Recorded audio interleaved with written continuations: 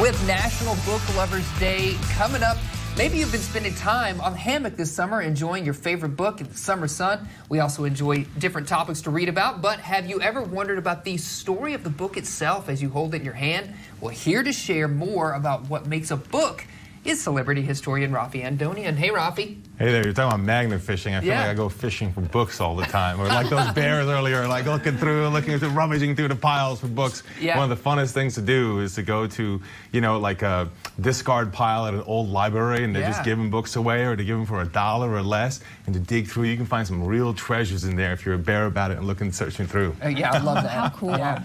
Well, I kind of set this up, but what actually makes a book? Seems like a very basic question, but I know you'll have the answer. There's three main components: binding, paper, and pigment. Those are the three main components. Now, I want you to think of a book when, you know, the origin of books, if you will, which go back thousands of years, but really the kinds of books we recognize in Europe, especially in the Middle Ages, represent a global trade of sorts. They're bringing some of those materials from East Asia. They're bringing materials from North Africa. And it represents trade policy in some ways, economics, materials available, status, and what you want to put into it. And all those pieces would show you that. For example, the binding, the reason you need the binding is because you would actually have to find a book binder, because a book back then would come as a leaflet, like a stack of papers. So you got to find a book binder to put that thing together. Interesting, yeah. So what kind of effort you're going to put into the book binder is based on, like, you know, how much money you have and what your purpose is. Is it a religious text or not? Binding was made of things like goat skin, sheep skin, calf skin.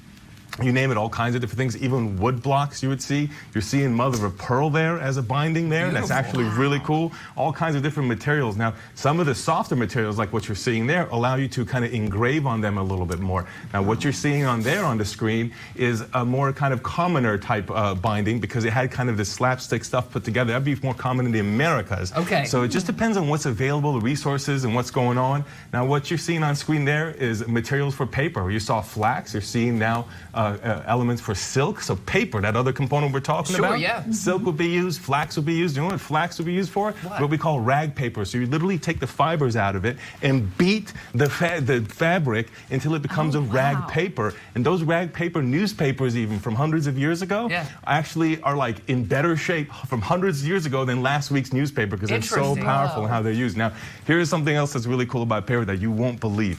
The thing about paper is they would sometimes actually carve it into wood, so you'd have finely carved wood paper, and they would actually go to wasp nests at times and get the wood pulp, because a wasp pulls a wood pulp out of the wood to create its nest. That's what later inspired using wood pulp in paper that we use to this day, believe it or not. It makes you wonder how you discovered this. Like, how was this found out? I want to know the first time. It's like this crazy process, right? In the last part to a book, we talked about binding, we talked about paper. How about pigment? They can use all kinds of inks, okay? Not just plant oils that you might expect.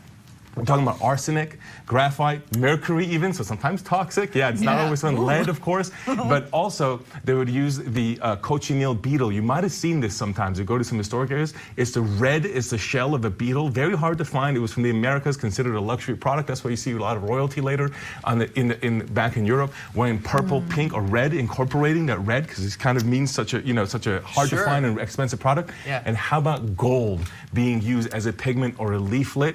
In the Americas, there are accounts, for example, of using gold that was 1/250,000th of an inch thick. Imagine working with that. So the true craftsman that you're doing. Now, gold will be used for reserved for like royalty, nobles, the Quran, you know, those kinds of texts. But that's the kind of craft and skills that you'd have to take to be applying to that. So it gives you an idea of what all went into a book. So when you say, what is a book?